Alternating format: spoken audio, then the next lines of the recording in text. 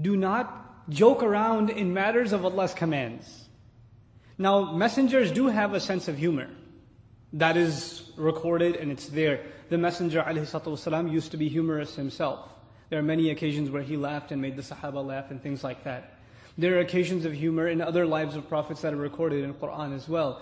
But when it comes to Allah's commands, that's not a joking matter. That is not a joking matter. Here, a very important lesson for all Muslims, especially in our time.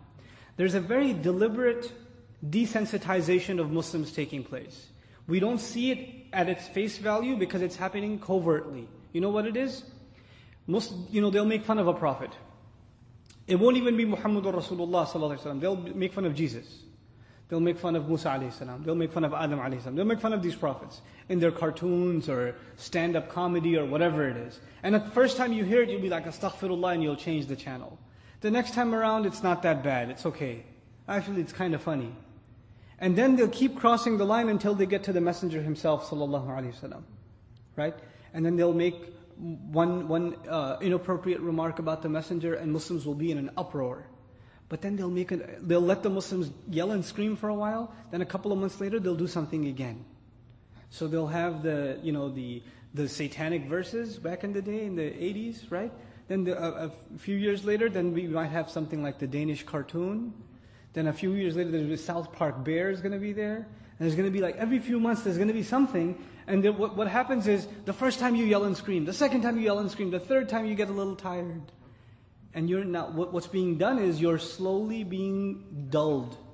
You're being dulled. Your reactions are being dulled out, right? And it's a very measured mechanism by which you can desensitize a nation to the point where they're like, what's the point? And you just become completely desensitized. If you understand that this is the game, then you don't fall into the game. But you first have to understand the game is being played with us. A lot of Muslims we don't think of street smarts, we don't think of how these games are being played with the ummah and its sentiments at large. First of all, our reaction is not supposed to be emotional. Our reaction is supposed to be intellectual. And it's supposed to be in language. If somebody uses language that hurts you, you have to use language back, civilized language back, but you have to hit them where it hurts. When they hit you where it hurts you, you hit them where it hurts you. Now, to give you an example, though I don't claim to have the solutions, the language of this country is lawsuits. It's spoken better than English, in this country.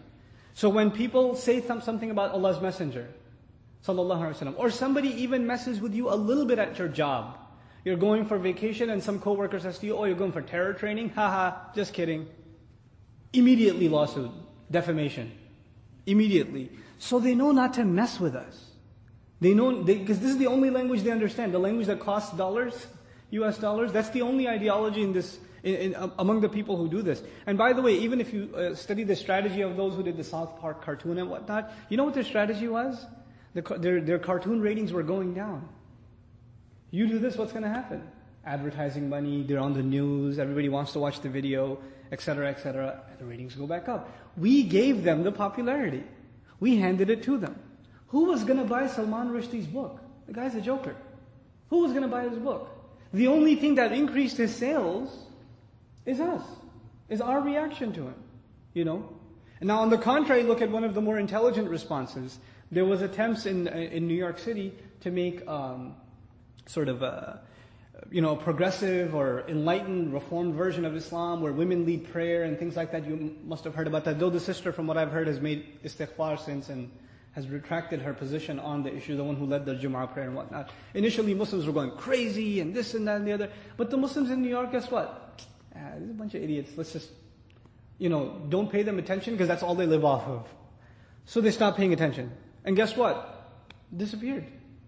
Now, that group even had a falling out within. The only thing unifying them was they made themselves appear like victims of this mass, effort of the orthodox Muslims that are trying to undermine their heroic efforts of reforming Islam.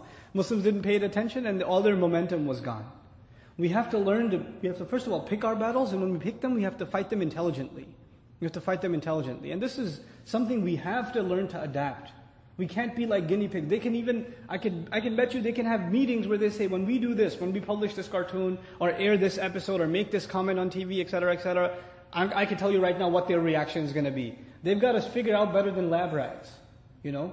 So we have to be a little smarter and understand when these things are happening. Now, the reason I brought all of this up, messengers don't make jokes in regards to commandments.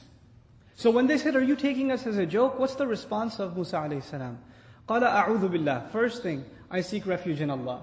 What does that tell us? That tells us that making jokes in regards to commandments of Allah is something very serious.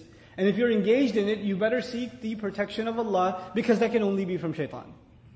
And then he says, أَنْ أَكُونَ مِنَ الْجَاهِلِينَ. I seek Allah's protection, His refuge, that I might become from those. Now the translation says ignorant. But jahil, part of the meaning of jahil is ignorant. But that's also ghafil, heedless, ignorant. Jahil actually is the opposite in Arabic of aqil. It's the lid of aqil. Aqil in Arabic means someone who has control over their emotions. Jahil means someone who has no control over what they say and what they do. They have no restraints on them. So Musa alayhi salam says, if you think I am joking with you about what Allah commanded, then that would be an act of jahl. That would be an act of lack of restraint. I seek Allah's protection from ever being that way. قَالَ أَعُوذُ بِاللَّهِ أَنْ أَكُونَ مِنَ الْجَاهِلِينَ. Once again, my final point about this, just to relate something as a lesson to what we're facing right now. Among Muslims, especially among youth, certain things have become a joke. And they've become a joke with us, with American Muslim youth, because we see them as a joke in the larger society. For example, even in elementary school, and I'll just come out and say it because you guys have to know this stuff, jokes about homosexuality are common. It's a joke. You're acting gay, don't be gay, this and that, you're such a homo, etc., etc.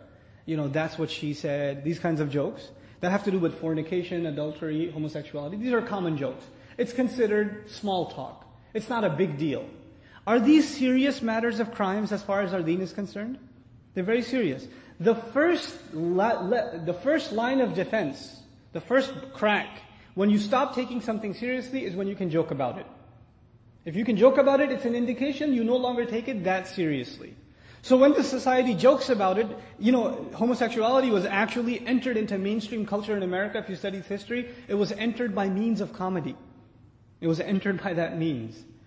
First it was something to be laughed at and laugh about, and it was entertaining, and eventually it just became so much so a part of, the culture that it's kind of crazy. A friend of mine was playing basketball the other time in New York City. In Queens, he's playing ball, and somebody called a foul, and the other guy says, "Man, you're being gay." And the guy goes, "What's wrong with that?" And he starts getting angry. This is how crazy it's become, But our children, Muslim children, don't think they're immune from these things. They hear these things all the time. They see them all the time. So when this happens to them, they make jokes about these things that in and of themselves are completely and utterly unacceptable in Islam. And this would be an act of jahl. Because the first thing is to be able to joke about it, and once that line has been crossed, you don't know where it goes eventually. Because now that thought has become common. And these utterances have become common. The things you say a lot are the things you think about a lot. And when you think about something a lot, it influences you. It influences. This is why we have to have very strict sensitivity in regards to what we allow ourselves and our children to say. And especially youth, sometimes even religious youth make these kinds of jokes, not realizing the potential harm they're doing to themselves and the environment around them. Because they say it's harmless, everybody's doing it, everybody has these kinds of jokes, it's not a big deal. Well, it is. So, أَنْ أَكُونَ مِنَ الْجَاهِلِينَ.